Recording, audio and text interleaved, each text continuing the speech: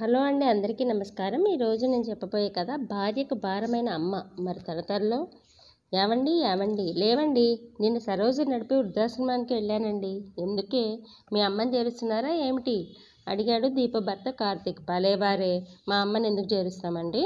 మా అమ్మని మా అన్నయ్య దగ్గర ఉంది కదా, మీ అమ్మగారి గురించేనండి నా దిగులంతా అన్నది దీప. ఆ మాటకు ఒక్కసారి ఉలిక్కి పడిన కార్తీక్, ఇప్పుడు మా అమ్మకు వచ్చిన దిగులేముంది? అబ్బా అది కాదండి, ఆ వృద్ధాశ్రమం నా క్లోజ్ ఫ్రెండ్ రన్ చేస్తుంది. దానిలో 8 గంటలకల్లా బ్రేక్ఫాస్ట్, 12కి లంచ్, రాత్రి 7 గంటలకల్లా డిన్నరు, మిగతా సమయంలో టీవీ చూడటం, ఎవరికి నచ్చిన పని వాళ్ళు చేసుకుంటారు. వృద్ధాశ్రమం అంతా పూర్తిగా ఏసీ, ఇంకా ఆధునిక సదుపాయాలతో ప్రశాంతమైన వాతావరణంలో చాలా బాగుంటుంది.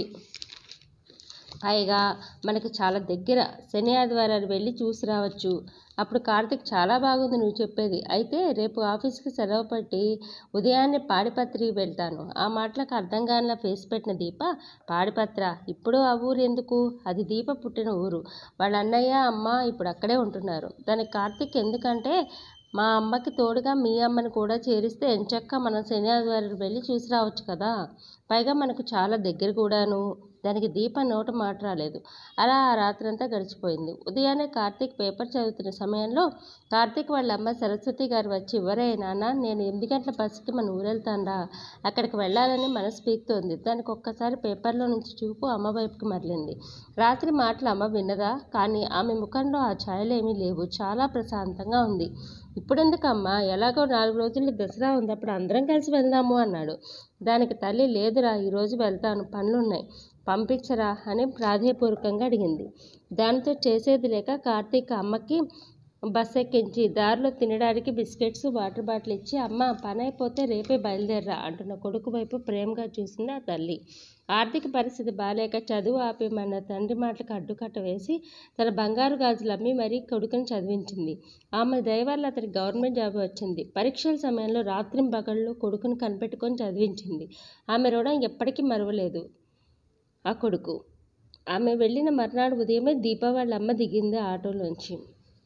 అత్తగారిని సాదరంగా ఆహ్వానించాడు కార్తీక్. కుశల ప్రశ్నలు అయ్యాక, అమ్మ, అన్నయ్య, వదిన ఎలా ఉన్నారే? అప్పుడు తల్లి వాళ్ళ ఊసి ఎత్తకు, మీ అన్నయ్య పూర్తిగా మీ వదినకి బానిసైపోయాడు. మొత్తం మీ వదిన తల్లిదే ఆ ఇంట్లో పెత్తనం.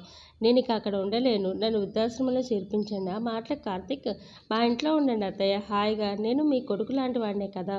ఆ మాటలకి దీపకి కార్తీక్ కళ్ళలో చూడలేకపోయింది. దీప, తల్లి నీది చాలా పెద్ద మంచి మనసా?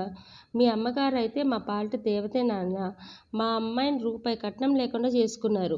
అదే వాళ్ళ అన్న అయితే దీనికి పెళ్లి కూడా చేసేవాడా? నన్నే పని మనిషిలో చూస్తున్నాడు. ఇంకా దీని బ్రతుకు ఏమయ్యేదో ఏమిటో అంటూ దండం పెట్టింది అల్లుడికి. ఇదేంటి అత్తయ్య గారు? దీప అత్తయ్య గారిని లోపలికి తీసుకెళ్ళి బ్రేక్ఫాస్ట్ పెట్టు, నాకు కాలేజీ టైం అయింది, వెళ్తున్నాను అంటూ కార్తీక్ కాలేజీకి వెళ్ళిపోతాడు. అప్పుడు దీప వాళ్ళ అమ్మ, ఏమే దీప, మీ అత్తగారేరి కనిపించట్లేదు, ఊరెళ్ళారు, రేపు పొద్దునే వచ్చేస్తారు అని చెప్పి అత్తగారికి ఫోన్ చేసింది దీప. మీకు మా కథ నచ్చితే లైక్ చేయండి, షేర్ చేయండి, సబ్స్క్రైబ్ చేసుకొని నాకు సపోర్ట్ చేయండి.